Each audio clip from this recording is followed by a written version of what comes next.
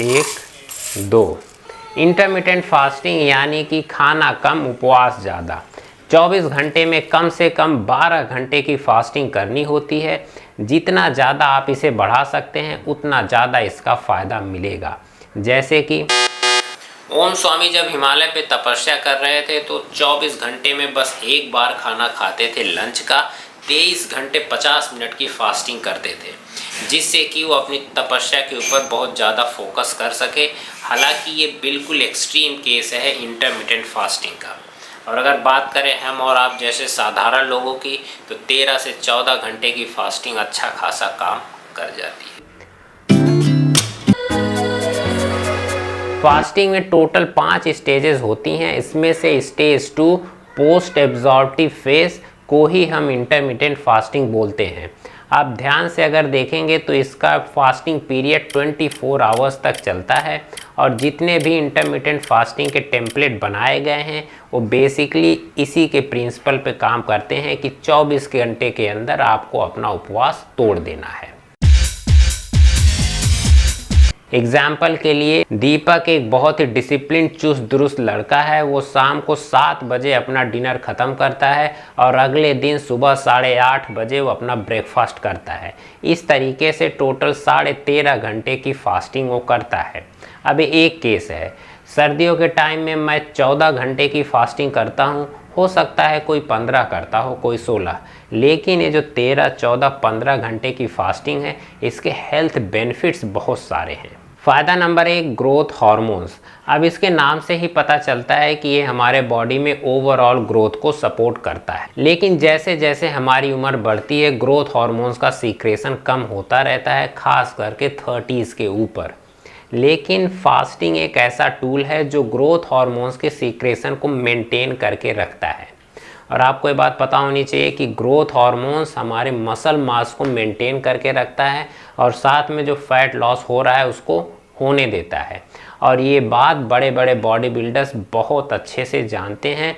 इसीलिए contest prep के दौरान फास्टेड स्टेट में वो वेट लिफ्टिंग करते हैं, जिसकी वजह से क्या होगा, उनका मसल मास तो मेंटेन रहेगा और साथ में फैट लॉस हो जाएगा, जिससे वो बिल्कुल लीन और क्लीन दिखते हैं स्टेज के ऊपर। Benefit number 2, weight management.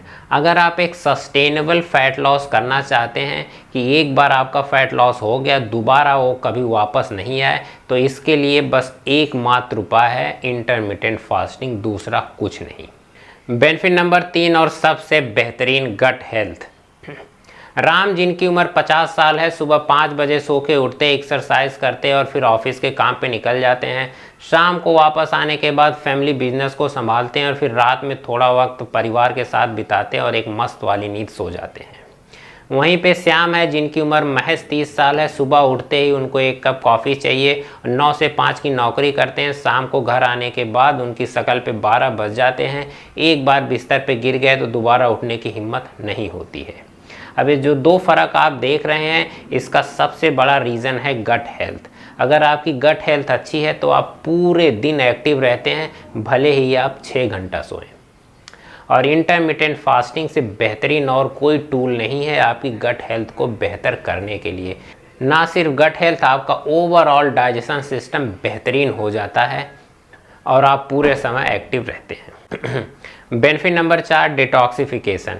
अब ये बात बताने की तो ज़रूरत है नहीं कि फास्टिंग दी बेस्ट डिटॉक्सिफायर है हमारे बॉडी के लिए, क्योंकि फास्टेड स्टेट में हमारा डाइजेशन सिस्टम खुद के ऊपर काम करता है। बॉडी हमारी सेल्यूलर लेवल पे काम करती है, जिसकी वजह से वो सारे वेस्टेज को बड़े आराम से एलिमिनेट कर देती है। फिर चाहे आपको कॉन्स्टिपेशन हो या फिर पाइल्स हो, इन सारे केसेस में फास्टिंग सबसे बेस्ट तरीका रहता है ट्रीट करने का।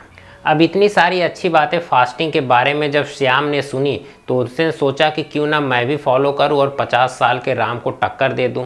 लेकिन श्याम कौन कौन सी गलतियां कर सकता है ये जानना बहुत ही ज़रूरी है।